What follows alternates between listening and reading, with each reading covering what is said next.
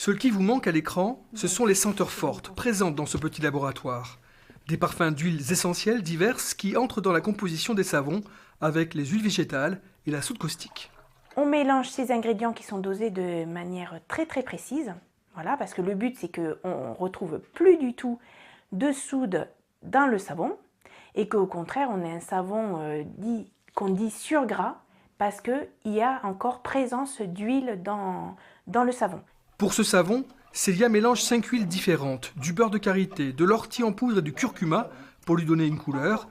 Et une fois ajoutées les huiles essentielles pour le parfum, c'est comme en cuisine, il faut mélanger les ingrédients.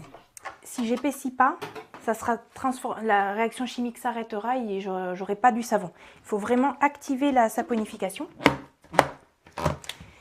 Et pour ça, j'utilise un mixeur. Donc ça va faire un peu de bruit. Là, il faut se dépêcher, vite mettre le mélange dans les moules avant qu'il ne se solidifie. Puis, c'est le temps du séchage. J'attends toujours 6 semaines avant de pouvoir découper, parce que avant ça, la saponification n'est pas terminée.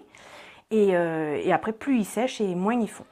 Il y a une douzaine d'années, lorsqu'elle a quitté Paris pour s'installer à Cardaillac dans le Lot, Célia s'est souvenue de sa grand-mère andalouse qui fabriquait ses propres savons. Un jour, je suis tombée sur un livre qui expliquait tout le processus pour fabriquer du savon saponifié à froid. Donc vraiment du savon pour la toilette.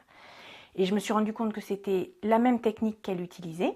Depuis, elle propose une gamme de 10 savons et de produits cosmétiques de fabrication artisanale, vendus en ligne et dans certaines boutiques, comme ici dans l'épicerie du village, spécialisée dans les produits locaux.